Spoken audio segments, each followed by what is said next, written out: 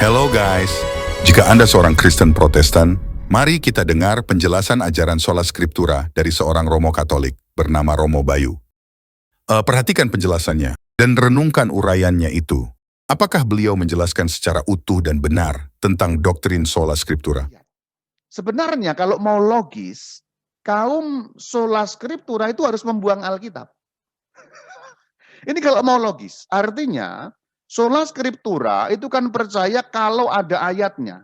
Sedangkan Alkitab itu tidak ada ayatnya. Tidak mungkin orang percaya pada Alkitab tanpa percaya pada tradisi suci. Itu tidak mungkin. Yang terjadi hanyalah kemudian mengklaim Alkitab saya percaya begitu saja, tapi tanpa landasan.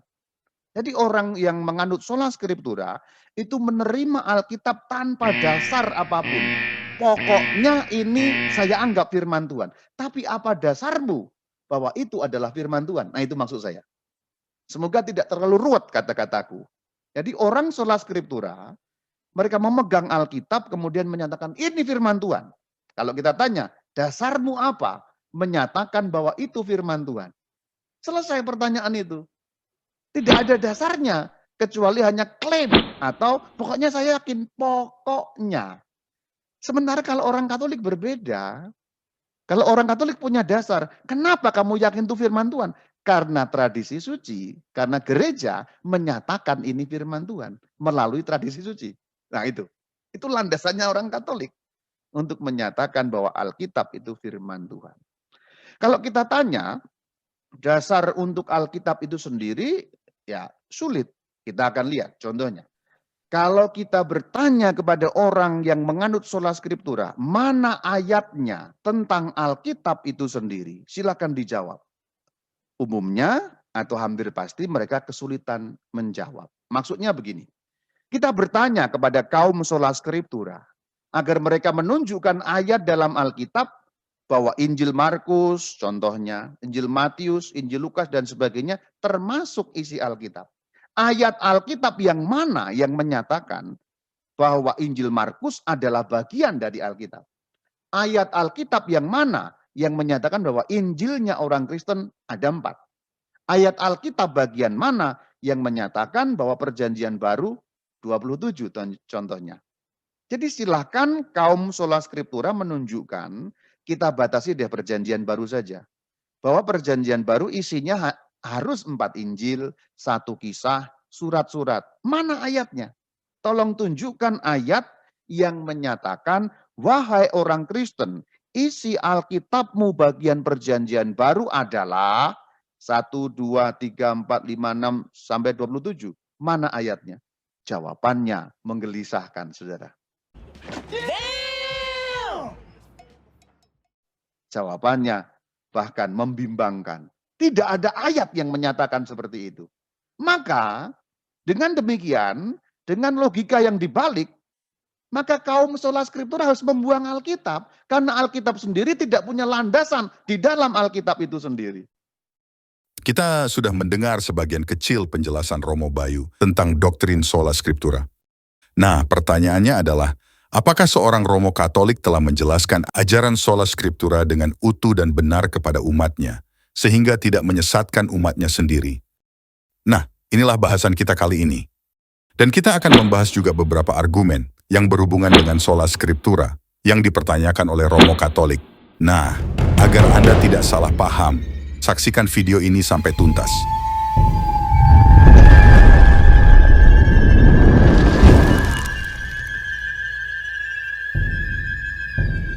Channel Katkit Katekese Singkat yang dibawakan oleh Romo Bayu membuat 2 buah video tentang Sola Scriptura. Dan kedua link video itu ada di kolom deskripsi. Dan saya akan menjawab argumen-argumen yang dibuat oleh Romo Bayu dalam 2 buah seri video. Sekarang kita mulai menjawabnya. Poin pertama, apakah itu Sola Scriptura? Buku Teologi Kristen yang ditulis oleh Millard Erickson mengatakan, bila Alkitab dijadikan sumber utama dari pemahaman teologis kita, maka kita tidak mengesampingkan semua sumber lainnya sama sekali. Akan tetapi sumber-sumber masukan lainnya itu tidaklah sepenting Alkitab. Apa yang Anda baru dengar itu adalah definisi singkat dari Sola Scriptura. Apakah maksudnya? Sola Scriptura adalah doktrin Kristen yang mengajarkan bahwa Alkitab merupakan satu-satunya sumber otoritas, bersumber ilahi yang mustahil keliru dalam urusan iman dan amalan Kristen.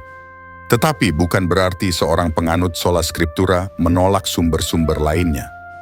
Penganut Sola Scriptura menerima dan mengakui sumber lainnya.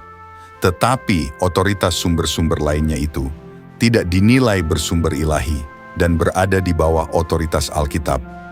Misalnya, tulisan bapak-bapak gereja mula-mula atau otoritas gereja dan lain-lainnya dipercayai oleh penganut Sola Scriptura, tetapi tidak dinilai bersumber ilahi dan posisi otoritas sumber-sumber lainnya itu berada di bawah Alkitab. Jadi misalnya Kristen Protestan yang tradisionalis, seperti Protestan Lutheran, Methodist, Reform, Bethel, dan lainnya, merayakan Natal, Jumat Agung, Paskah, dan lain tradisi yang tidak dicatat di Alkitab. Lalu, jika tidak ada di Alkitab, dari mana umat Protestan itu mengetahuinya? Tentunya bersumber dari lainnya, misalnya tulisan bapak-bapak gereja. Atau istilah Trinitas tidak ada di Alkitab, bukan? Lalu dari mana kaum Protestan tahu dan memakai istilah Trinitas? Semuanya jelas bersumber dari Bapak Gereja mula-mula, yaitu dipopulerkan oleh Tertullianus. Nah, sekarang setelah kita tahu definisi Sola Scriptura secara utuh dan benar, maka sekarang kita masuk ke poin yang kedua, yaitu menjawab tantangan Romo Bayu. Romo Bayu mengatakan, Kita bertanya kepada orang yang menganut Sola Scriptura, mana ayatnya tentang Alkitab itu sendiri? Silakan dijawab. Umumnya atau hampir pasti mereka kesulitan menjawab. Maksudnya begini, kita bertanya kepada kaum Sola Scriptura agar mereka menunjukkan ayat dalam Alkitab bahwa Injil Markus, contohnya, Injil Matius, Injil Lukas, dan sebagainya termasuk isi Alkitab. Ayat Alkitab yang mana yang menyatakan bahwa Injil Markus adalah bagian dari Alkitab? Ayat Alkitab yang mana yang menyatakan bahwa Injilnya orang Kristen ada 4? Ayat Alkitab bagian mana yang menyatakan bahwa Perjanjian Baru 27 contohnya? Jadi silahkan kaum Sola Scriptura menunjukkan, kita batasi deh Perjanjian Baru saja.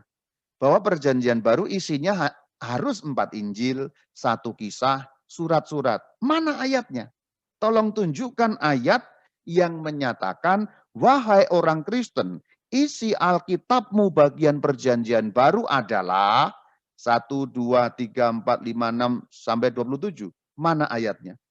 nah, setelah Anda memahami pemahaman Sola Scriptura dengan baik dan benar, maka kaum Protestan dengan mudah menjawab tantangan Romo Bayu itu, bukan? Jawabannya ada 2.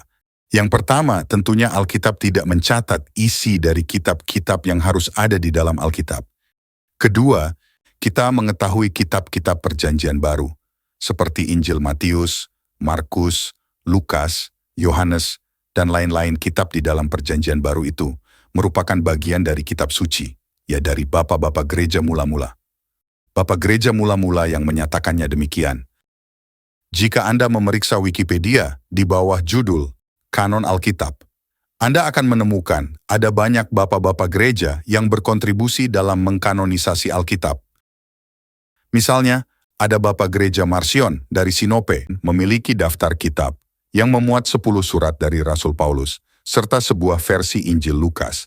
Dan Bapak Apostolik, yaitu Ireneus memiliki sebuah kanon 4 Injil, Bapak Gereja Alexandria, dan lain-lainnya. Anda bisa memeriksanya sendiri. Jadi sebetulnya pertanyaan yang diajukan Romo Bayu itu sangat mudah dijawab oleh penganut Sola Scriptura. Sayangnya oknum Romo-Romo Katolik kurang memahami arti doktrin Sola Scriptura dengan benar, sehingga memberikan informasi yang salah kepada umatnya sendiri. Dan sekarang, saya semakin paham mengapa umat Katolik memiliki pemahaman yang keliru tentang doktrin Sola Scriptura. Nah, jika Anda bertanya kepada Romo Bayu pertanyaan yang sama, yang diajukan kepada penganut Sola Scriptura, maka jawaban Romo sebagai berikut. Karena gereja menyatakan Alkitab isinya kitab A, B, C, D. Itulah isi Alkitab Perjanjian Baru sebagai contoh di sini. Dasarnya adalah tradisi suci. Karena tradisi suci mengatakan perjanjian baru itu isinya Injil Markus, Injil Matius, Injil Lukas, Injil Yohanes, dan seterusnya, maka kita percaya bahwa itu adalah bagian atau isi Alkitab. Dengan demikian kita percaya itu firman Tuhan. Nah, Jadi jawabannya sama dengan jawaban yang saya berikan. Jika saya menjawab bahwa sumbernya dari bapak-bapak gereja mula-mula, sedangkan di pihak Romo Bayu menyebutnya dengan istilah tradisi suci. Nah, maka sekarang kita masuk ke poin yang ketiga, yaitu apakah tradisi suci itu? Romo Bayu menjelaskannya sebagai berikut. mengenai iman Katolik, tradisi berarti ajaran iman yang diteruskan dari abad ke abad sejak zaman para rasul sampai hari ini. Silakan digarisbawahi, tradisi adalah ajaran iman yang diteruskan. Yang dalam tulisan itu saya kutip dengan warna kuning, yaitu ajaran iman yang diteruskan. Itulah tradisi. Jadi tradisi mengenai ajaran, mengenai apa yang diajarkan oleh siapa? Oleh Yesus Kristus melalui para rasul. Jadi bukan sekedar mengenai kebiasaan-kebiasaan. Para rasul biasa apa, itu bukan soal itu, tapi mengenai ajaran. Ajaran menyangkut iman kepada Yesus Kristus. Berarti kalau kita bicara mengenai tradisi, itu seluruh ajaran tentang Yesus Kristus yang diwartakan oleh para rasul dan diteruskan oleh para penggantinya. Ajaran di situ berarti mencakup apa? Perkataan Tuhan Yesus, firman-Nya Tuhan Yesus, dan juga perbuatan-perbuatannya Tuhan Yesus. Tidak hanya soal perkataan, tapi juga perbuatan-perbuatan Tuhan Yesus. Perintah-perintah Tuhan Yesus, tapi juga apa yang beliau lakukan. Itu berarti kan sebenarnya seluruhnya. Nah, kita sudah mendengar penjelasan Romo Bayu tentang tradisi suci, yaitu seluruh ajaran tentang Yesus Kristus yang diwartakan oleh para rasul dan diteruskan oleh para pengganti para rasul. Dalam hal ini, pengganti para rasul adalah para paus dan uskupnya yang hidup sepanjang sejarah gereja Katolik. Jadi, jika kita memperhatikan dengan cermat, maka ada dua periode di dalam tradisi suci. Yang pertama adalah periode para rasul yang meneruskan ajaran Tuhan Yesus. Dan kedua adalah para paus dan uskup sebagai penerus para rasul yang meneruskan ajaran para rasul tentang Yesus Kristus. Dengan demikian, Gereja Katolik mengajarkan juga, kitab suci dan tradisi suci itu memiliki sumber yang sama, yaitu datang dari Allah melalui para rasul, sehingga tradisi suci harus dihormati pada tingkat yang sama dengan Alkitab. Tentunya, sebagai seorang non-Katolik, saya tidak memiliki ajaran tradisi suci yang diajarkan oleh Gereja Katolik Roma. Tetapi bukan berarti karena Gereja Katolik Roma sudah ada lebih dulu dari gerakan reformasi, maka berarti doktrin sola scriptura tidak diajarkan oleh Bapak Gereja mula-mula. Dr. Deki dari channel Verbum Veritatis menjelaskan bahwa konsep doktrin sola scriptura sudah diajarkan oleh bapak-bapak gereja dari Irenaeus sampai Agustinus. Link video itu ada di kolom deskripsi jika Anda tertarik untuk menontonnya. Nah, sekarang kita masuk ke poin yang keempat, yaitu wahyu baru dalam Gereja Katolik Roma. Seperti yang saya katakan, yaitu ada dua periode di dalam tradisi suci. Yang pertama adalah periode para rasul yang meneruskan ajaran Tuhan Yesus. Dan kedua adalah para paus dan uskup sebagai penerus para rasul yang meneruskan ajaran para rasul tentang Yesus Kristus. Ini berarti tradisi suci itu termasuk doktrin-doktrin yang diajarkan Gereja Katolik melalui konsili-konsili, doktrin atau ajaran yang diajarkan oleh Bapak Paus selaku penerus Rasul Petrus, dan yang juga diajarkan oleh para uskup dalam kesatuan dengan Bapak Paus. Tulisan pengajaran dari para bapak gereja dan para orang kudus yang sesuai dengan pengajaran magisterium, katekismus gereja Katolik, liturgi, dan sakramen-sakramen. Nah, saya memiliki pertanyaan bagi umat Katolik, yaitu umat Katolik percaya dan yakin bahwa tradisi suci itu bersumber dari Allah sendiri, sehingga memiliki otoritas yang sama dengan Alkitab. Dan di Konsili Vatikan Kedua, yang diadakan di tahun 1960-an mengajarkan, di Katekismus nomor 841, mengajarkan bahwa kaum muslim juga berada di dalam rencana keselamatan. Nah, Apakah para rasul pernah secara lisan mengajarkan kepada gereja Katolik Roma tentang rencana keselamatan umat Muslim? Apakah ada bapak-bapak gereja mula-mula yang juga mengajarkan tentang keselamatan kaum Muslim? Saya heran dengan ajaran gereja Katolik ini, karena sudah jelas-jelas ajaran Islam menolak Yesus sebagai Tuhan. Tetapi anehnya, kaum Muslim bisa masuk dalam rencana keselamatan. Dan jika tidak ada para rasul dan bapak gereja mengajarkan tentang Muslim, mengapa Konsili Vatikan mengajarkan doktrin yang bertentangan dengan perkataan Kristus sendiri yang mengatakan, "Akulah jalan dan kebenaran dan hidup. Tidak ada seorang pun yang datang kepada Bapa kalau tidak melalui aku." Saya sudah membahas di video nomor 205 mengenai pertanyaan detail tentang hal ini. Nah, jika Anda seorang Katolik, tolong jawab pertanyaan saya. Bagaimana gereja Katolik mengajarkan doktrin yang bertentangan dengan ajaran para rasul, bapak gereja, dan bahkan menentang perkataan Kristus sendiri? Jika Anda memiliki jawaban atas tantangan pertanyaan saya itu, silakan berkomentar di kolom komentar. Dan untuk video berikutnya, saya akan membahas rasionalisasi pembenaran diri Gereja Katolik Roma tentang ayat-ayat pendukung adanya tradisi suci. Saya mengucapkan selamat Paskah, Tuhan Yesus memberkati Anda.